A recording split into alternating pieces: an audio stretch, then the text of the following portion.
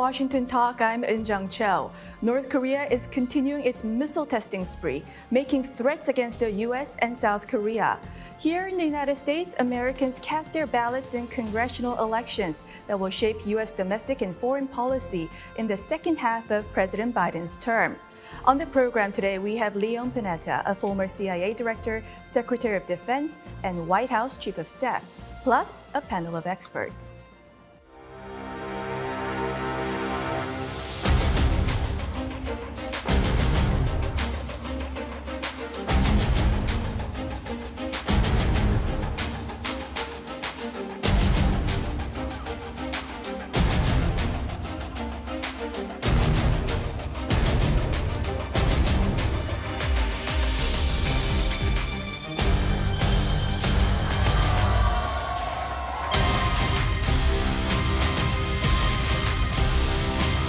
The American people have made clear, I think, that they expect Republicans to be prepared to work with me as well. In the area of foreign policy,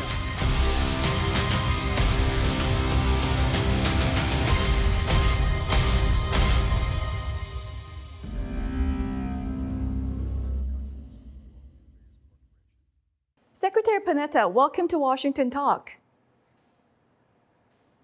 Good to be with you.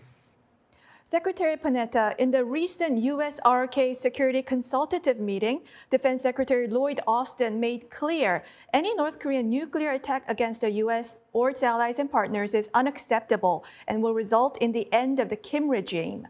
Now, in 2017, you said, I think the North Koreans understand that if they take the wrong step, it's the end of the regime. So when you were the CIA director or when you were the Secretary of Defense, did you send a specific message to North Korea about ending that regime if it makes a wrong step? In the conversations that we had with South Korea in discussing the situation with North Korea, it was made clear that if North Korea would do anything provocative, that it ultimately could cost Kim Jong-un the regime. Mm-hmm. And so the message was sent through channels that if, in fact, North Korea would ever use a nuclear weapon in any fashion, that would ultimately destroy the regime itself. Mm-hmm. So that is a very common message that I think has been sent to North Korea, but also has been understood in terms of what the consequences would be if Kim Jong-un did something that was provocative.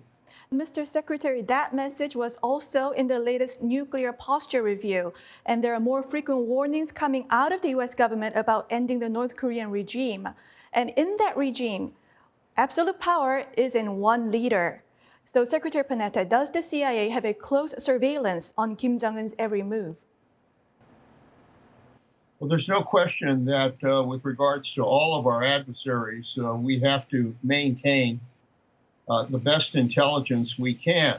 There are a lot of danger points in the world today. Russia, China, North Korea, Iran, failed states in the Middle East, terrorism.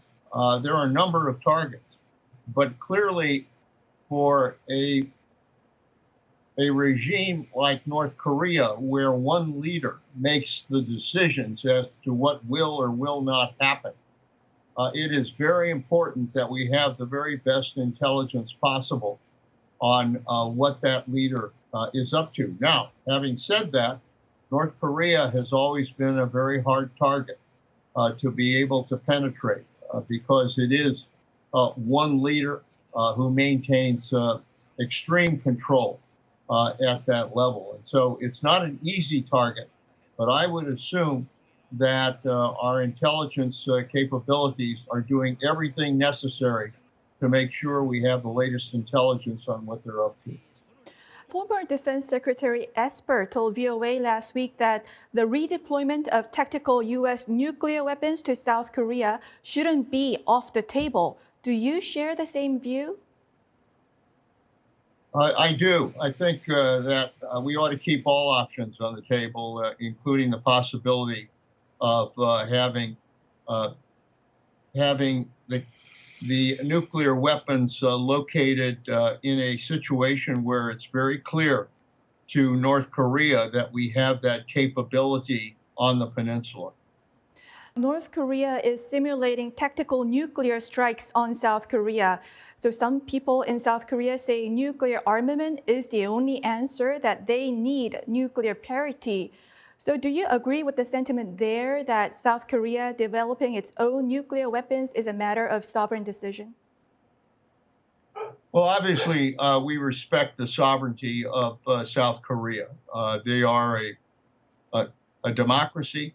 They have the ability to make decisions that they feel are necessary for their national security. But the most important thing right now in dealing with North Korea is that we maintain a strong alliance.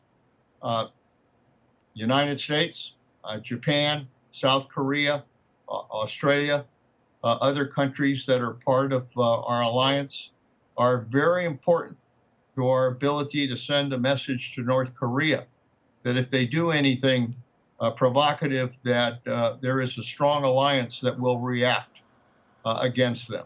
And so I believe that it's important for South Korea and the United States and Japan to have a strong working relationship and to make decisions as an alliance as to what would be in the best national security interest for all.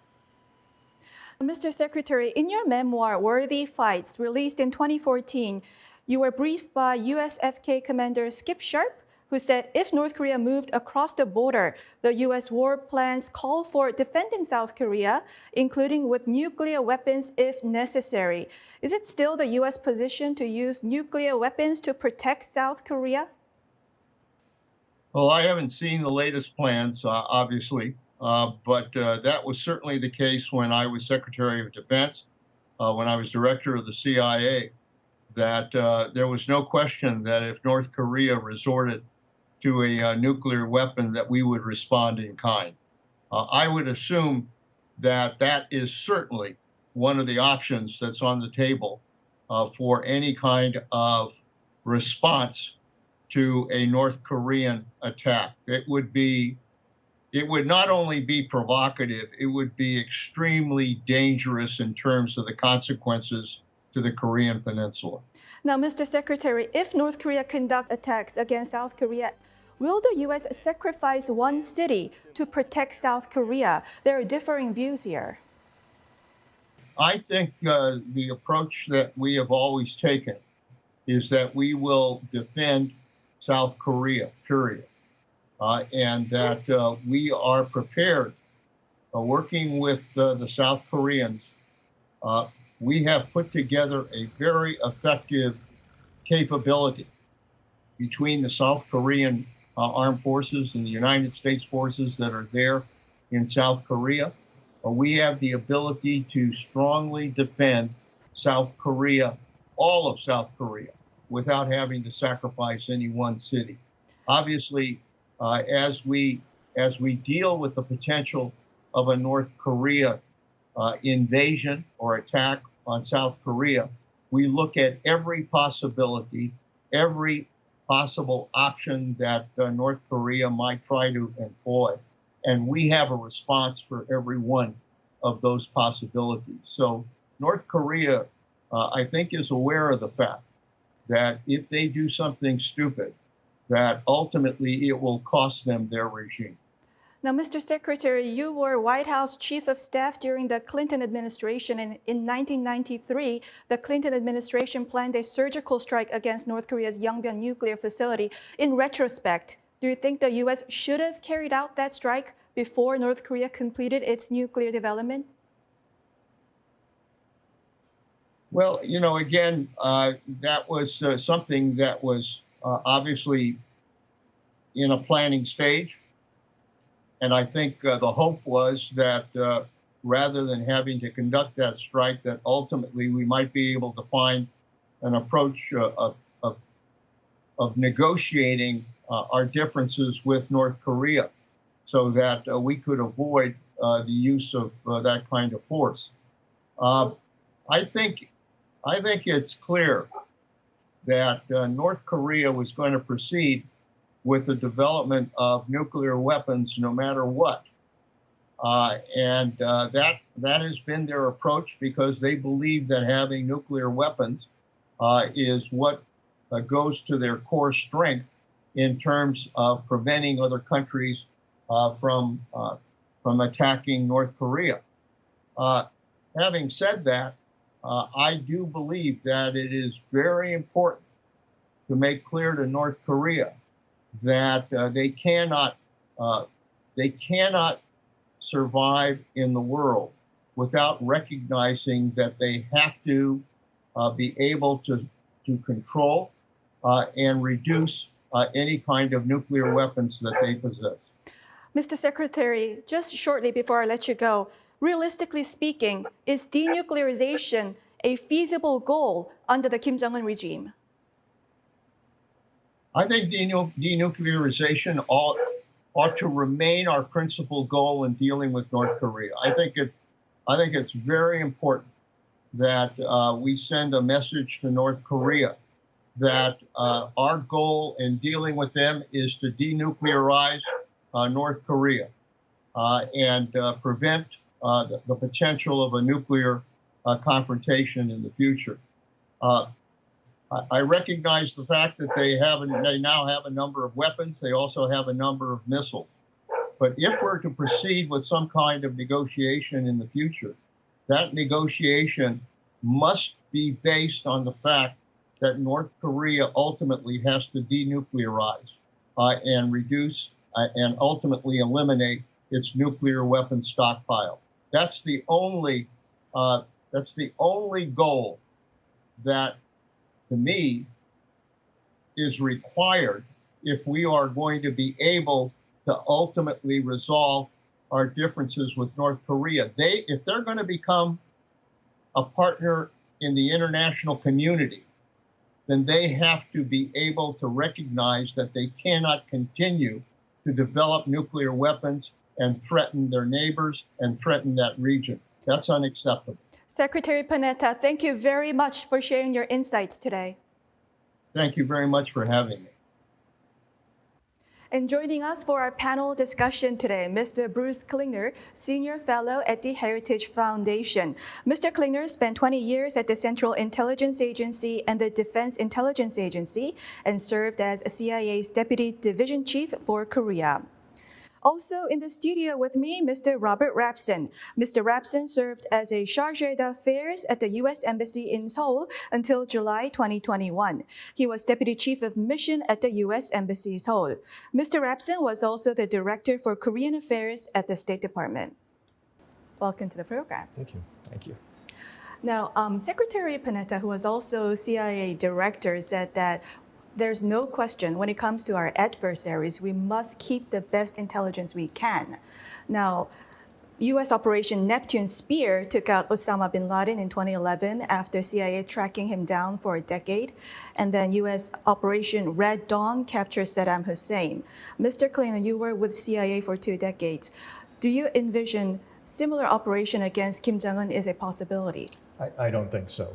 Executive Order 12333 precludes assassinations against leaders of other countries unless we are in a time of war when they are considered a senior commander in the military. So unless we are at war with North Korea, that would not be a viable target. Also, I think beyond that, you just have to worry about the consequences of a failed attempt or even a successful attempt. What turmoil there would be in North Korea, who would have control of the nuclear weapons, who would be the next leader, et cetera. It could very well cause an explosion in the sense of an attack on the South or an implosion of this turmoil within North Korea. So in the case of Iraq and Afghanistan, the U.S. was already in a war. Correct. Now, when it comes to South Korea developing its own nuclear weapons, Secretary Panetta said that it is a democratic country. It can make decisions that is necessary for its national defense, that we should respect South Korea's sovereignty. For now, when it comes to North Korea, maintaining strong alliance is the most important. That's what Secretary Panetta said.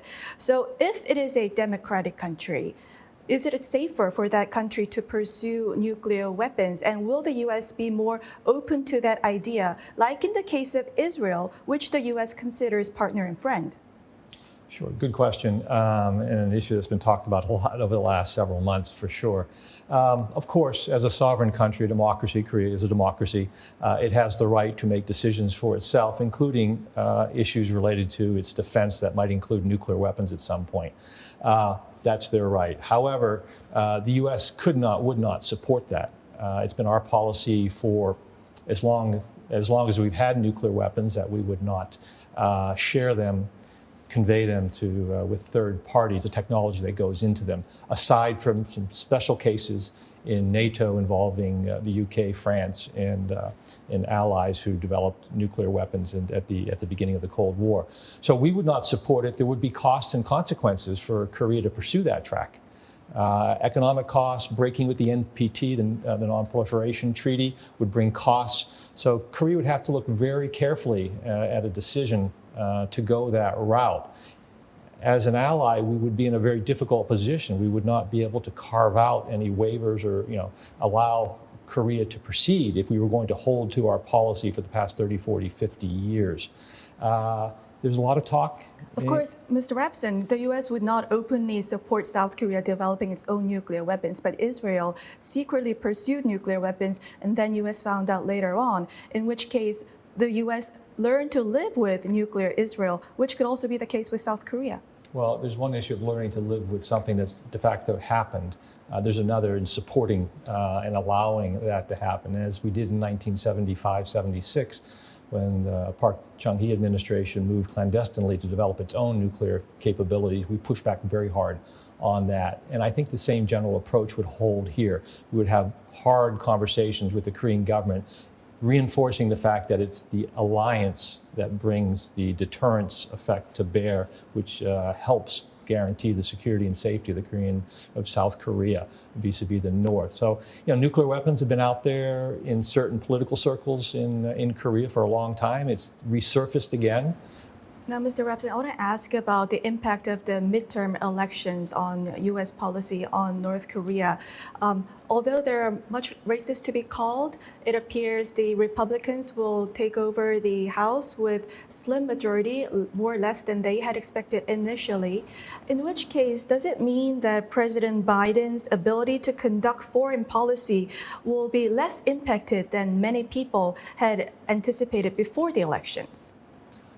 I would agree with that. It seems that the so-called red wave, Republican red wave, has not happened. Votes are still being counted, of course, and the control over Congress has not been determined in the Senate or in the House yet, although the votes look like they will go in the direction of the Republicans for House control. But I don't see that having as much impact as feared just a few weeks ago or last week even. And that's a question I got a lot when I was in Korea last week. What do you think the impact is going to be if the Republicans control both houses? And there's plenty of opportunity if they do control both houses to put pressures on the administration, budgetary pressures and others, to force or to influence adjustments, perhaps some adjustments in the administration's tack. But if it's only control of the House, I think the ability of the Republicans to do damage or to strongly influence the president are much diminished. And the president is still the president. He runs foreign policy, and I think he's committed to staying the course on North Korea, China, and the rest of his policies that he's laid out over the past 2 years.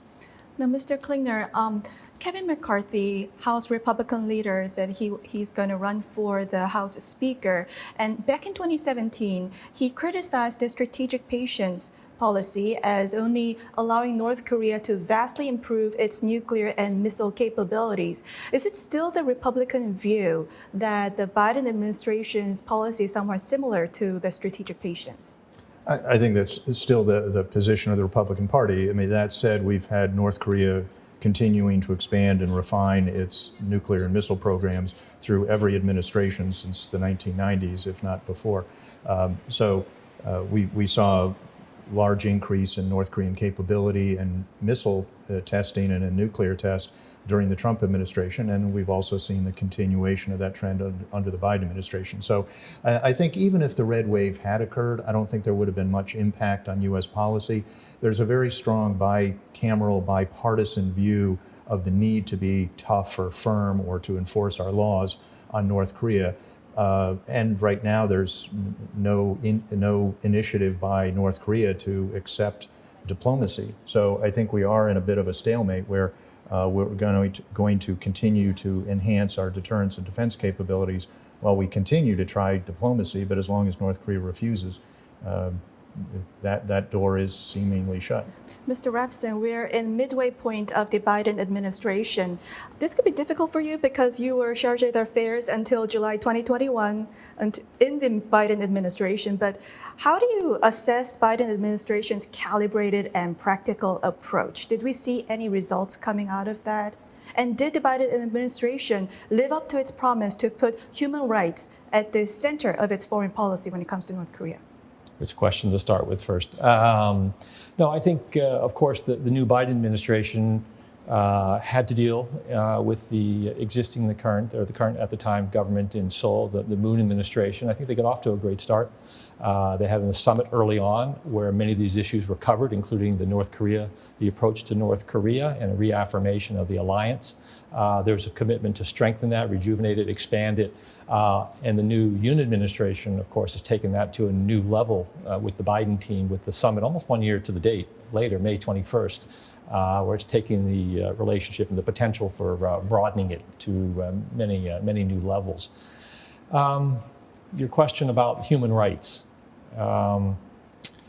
Human rights ebbs and flows in administrations. Of course, Democratic administrations perhaps pressing human rights, making it a policy priority more so than the Republicans have. But we live in the real world. Events happen. Countries are forced to make decisions about those prioritizations given the needs of the moment or the foreseeable future. And that's where human rights bumps up against strategic security realities here. And it's just not possible for an administration as committed as one might be, like the Biden administration, rhetorically and in practice, to implement its human rights policy the way it wants. First thing U.S. government could do is name North Korea human rights envoy. You have to do it after 2 years. Yeah, well, that seems to be a problem across the board within the administration. Congress has a little bit to do with it, or maybe a lot to do with it, but the administration has been slow in appointing ambassadors across a broad range of countries, let alone the human rights ambassador to North Korea. And we all know Bob King well. He did it for 8 years, bless his heart. That was a tough job, a thankless job in many respects, but he did it well. And why the administration, has been unable to find a new envoy and appoint one is a question I have in my mind. I feel like you haven't quite answered me. What tangible results did we see from practical, calibrated approach? Well, there hasn't been a war on the peninsula. North Korea is in check, although it continues to expand and grow its arsenal, both of conventional and nuclear weaponry. And diplomacy hasn't taken off. The administration has not been prepared to take any additional steps on the diplomatic track to entice, incentivize North Korea back to the table. I know the administration has made a policy decision on that we will not offer anything to get them back. So, as Bruce said, we're at a stalemate. No progress, but only a deterioration in the balance of power in terms of nuclear and weaponry capabilities by the North in this standoff we now have. So, a glass half full, half empty, maybe. Well, that's all the time we have for this week. Mr. Rapson, Mr. Klingner, thank you for joining us. Thank you for having us. Thank you. It's great to be here, and happy Veterans Day.